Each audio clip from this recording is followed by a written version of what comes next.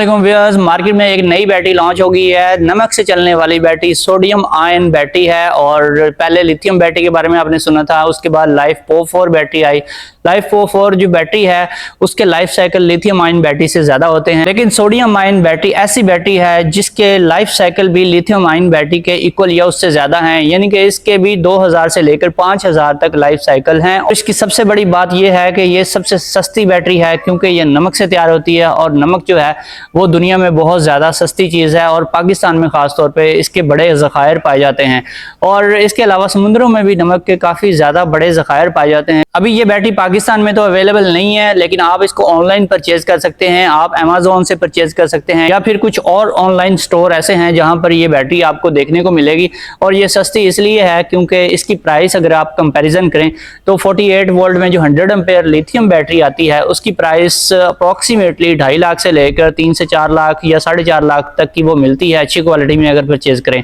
जबकि ये जो सोडियम बैटरी है इसकी प्राइस जो है ये अगर आप ऑनलाइन सर्च करें ये आप देखेंगे कि $400 से लेकर $500 के इन बिटवीन इसकी प्राइस जो है फॉल करती है। और इसका मतलब ये है कि अप्रॉक्सीमेटली आपको ये बैटरी 1 लाख से लेकर 1.5 लाख की रेंज में मिल जाती है। साइंसदान बड़े अरसे से एक ऐसी बैटरी की तलाश में थे जो बहुत सस्ती हो। जैसा कि आप जानते हैं कि ईवी टेक्नोलॉजी इसी वजह से फेल है क्योंकि उसकी बैटरी बहुत ज्यादा कॉस्टली होती है। उसकी बैटरी के ऊपर लाखों रुपए की इन्वेस्टमेंट करनी पड़ती है, जिसकी वजह से वो गाड़ी जो है वो लेने का फायदा ही कोई नहीं। जिसने बचत बाद में करनी है, लेकिन उसकी प्राइस कई गुना आपको ज़्यादा पे करनी पड़ती है। 20-25 लाख की अगर किसी गाड़ी में बैटरी आप रखवाएं और फिर आप कहें जी इससे मैं बचत कर लूँगा, तो वो बचत नहीं है, वो आपने इकट्ठे पैसे एक दफ़ा पे कर दिए। लेकिन जो नमक से चलने वाली बैटरी है ये इंतहाई सस्ती है और अभी ये न्यू टेक्नोलॉजी आई है, इसीलिए इसकी प्राइस थोड़ी सी ज़्यादा लग रही होगी आपको।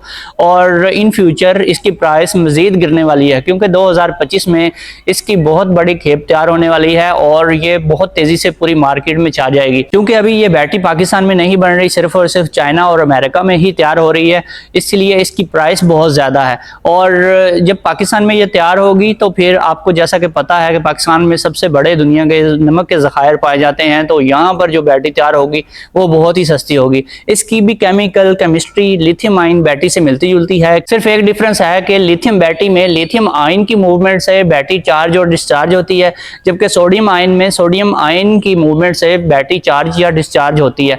अब इसके कुछ ड्रॉबैक्स भी हैं और कुछ एडवांटेजेस भी हैं। एडवांटेजेस के साथ साथ मैं आपको ड्रॉबैक्स भी बताता हूं। सोडियम आयन बैटरी का सबसे बड़ा ड्रॉबैक इसकी एनर्जी डेंसिटी का बहुत कम होना है लिथियम आयन के मुकाबले में। लिथियम आयन बैटरी की एनर्जी डेंसिटी 200 पर केजी है, जबकि सोडियम आयन बैटरी की डेंसिटी 100 वाट आवर पर केजी है। इसका मतलब ये है कि अगर 1 केजी आपके पास बैटरी है जी लिथियम, तो वो आपको प्रोड्यूस करके देगी 200 वाट 1 घंटे तक। लेकिन अगर आपके पास सोडियम आयन बैटरी है तो वो आपको सिर्फ 100 वाट देगी 1 घंटे में, जो कि 1 किलो की बैटरी होगी।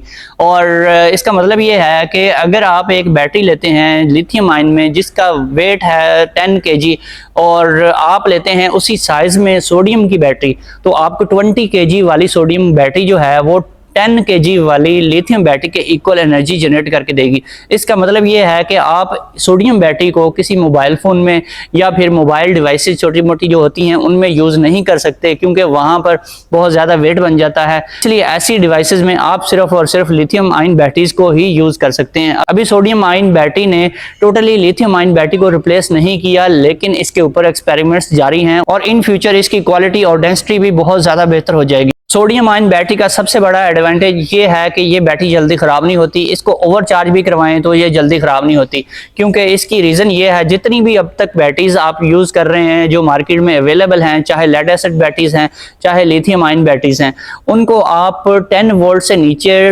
उनको डिस्चार्ज नहीं कर सकते। अगर आपके पास 12 वोल्ट वाली बैटरी है जिसके मैक्सिमम चार्जिंग वोल्टेज जो हैं 14 से 14.5 या 14.6 तक होते हैं, उसको आप 10 वोल्ट से नीचे तक डिस्चार्ज नहीं कर सकते। जबकि ये जो नमक वाली बैटरी है इसको आप 10 वोल्ट से नीचे भी डिस्चार्ज कर सकते हैं। और ये लिथियम बैटरी का सबसे बड़ा ड्रॉबैक है कि उसको अगर इवन हम 11 वोल्ट से नीचे डिस्चार्ज करें तब भी उसमें प्रॉब्लम आ जाती है। और जो सोडियम आयन बैटरी है इसको आप इतना लो कर सकते हैं कि इसको 6 वोल्ट तक भी डिस्चार्ज करें तो ये ख़राब नहीं होती और इसको मैक्सिमम चार्ज भी कर सकते हैं। जैसा कि आप जानते हैं कि लिथियम आयन बैटरी को हम मैक्सिमम 14.4 वोल्ट से चार्ज करवा सकते हैं, जो कि एक 12 वोल्ट की बैटरी बैटरी होती है। और जो हमारी लेड एसिड बैटरी है उसमें मैक्सिमम जो डीप साइकिल और ट्यूबुलर बैटरी आती है उसको भी हम 14.6 वोल्ट से ज़्यादा वोल्टेज से चार्ज नहीं करवा सकते। लेकिन जो हमारी सोडियम आयन बैटरी है इसको हम 15 वोल्ट से अबव भी चार्ज करवा सकते हैं, फिर भी ये डैमेज नहीं होती। और ये इसका बहुत बड़ा एडवांटेज है, क्योंकि लाइफ जो है बैटरी की वो इसी वजह से ख़राब होती है कि उसको ओवर चार्जिंग करवाई जाती है। जब आप ओवर चार्जिंग नहीं करवाएंगे तो आपकी बैटरी जल्दी ख़राब होगी नहीं। इसका जो सबसे बड़ा प्रॉब्लम है वो इसके वेट का प्रॉब्लम है। इसकी वजह से आप इसको मोबाइल डिवाइसेस में लगाने की बजाय अगर इसको सोलर के साथ लगाएं या घर में या किसी फैक्ट्री में या इंडस्ट्री में लगाएं तो इसका आपको ज़्यादा बेनिफिट मिलेगा। एक सबसे बड़ा जो एडवांटेज है आज तक किसी भी बैटरी में वो नहीं पाया गया, वो सोडियम आयन बैटरी में वो भी मौजूद है। वो ये है कि आप इसको ग्रिड में लगा सकते हैं, यानी कि जहाँ पर एनर्जी ज़्यादा देर तक स्टोर करनी होती है, कई महीने या कई हफ्तों तक आपने स्टोर करनी है, तो वहाँ पर ये कन्वेंशनल बैटरियाँ जो हैं ये काम नहीं देती, क्योंकि ये पड़ी पड़ी ड्रेन हो जाती हैं। अगर 10-15 दिन किसी भी बैटरी को यूज़ ना करें तो उसकी टोटल एनर्जी निकल जाती है। जबकि सोडियम आयन बैटरी को सिर्फ एक दफ़ा आप चार्ज करके रख दें तो ये 2-3 महीने तक अपना करंट जो है अंदर रखती है और ये जल्दी ड्रेन नहीं होती, और ये एनर्जी काफ़ी लंबे अरसे तक भी आप इसके ज़रिए सेव कर सकते हैं। बेसिकली साइंटिस्ट इस चीज़ की कोशिश कर रहे थे कि एक ऐसी बैटरी तैयार की जाए जो कि गाड़ियों में भी यूज़ की जा सके और वो सस्ती भी हो, उसकी कॉस्ट बहुत कम हो। तो इस चीज़ के हवाले से तो ये सोडियम बैटरी ठीक है, लेकिन इसमें सबसे बड़ा मसला ये है कि इसका डबल वेट आपको रखना पड़ेगा, फिर आपको उतनी एनर्जी मिलेगी जितनी आपको लिथियम बैटरी प्रोवाइड करती थी। तो इसका ये एक बहुत बड़ा ड्रॉबैक है, लेकिन साथ ही एक बहुत बड़ा इसका एडवांटेज भी है, वो ये है कि इसकी कॉस्ट बहुत ज़्यादा कम है। लेकिन इन फ्यूचर टेक्नोलॉजी जो है अपने आप को इम्प्रूव करती रहती है, और जैसे कि आपने पिछले चंद सालों में देखा कि पहले जो लिथियम बैटरीज आ रही थी उनके अंदर काफ़ी सारे प्रॉब्लम थे। सबसे बड़ा प्रॉब्लम जो था वो उसकी लाइफ के हवाले से था, क्योंकि लिथियम आयन बैटरी की कैथोड प्लेट्स जल्दी ख़राब हो जाती थी, जिसकी वजह से वो जल्दी डिग्रेड हो जाती थी। लेकिन आजकल जो न्यू टेक्नोलॉजी की लिथियम आयन बैटरी मार्केट में अवेलेबल है उसमें कैथोड प्लेट्स के मटीरियल को बहुत ज़्यादा इम्प्रूव किया गया है, जिसकी वजह से वो जल्दी डैमेज नहीं होती। और इसी तरह से हम उम्मीद कर सकते हैं कि sodium ion batteries in future अच्छे मटीरियल के साथ मार्केट में लॉन्च होंगी, जिसकी मदद से कम वजन वाली सोडियम बैटरी भी बनाई जाएगी जो कि लिथियम बैटरी के इक्वल या इससे भी कम वजन में होगी, और हमें इससे ज़्यादा फायदा मिलेगा। सोडियम आयन बैटरी का सबसे बड़ा एडवांटेज इसका सस्ता होना है, यानी कि आज तक जितनी भी बैटरीज बनाई गई हैं उनमें सबसे ज़्यादा सस्ती बैटरी साबित होगी। इन फ्यूचर 2025 में ये मैक्सिमम लेवल पर तैयार की जाएगी।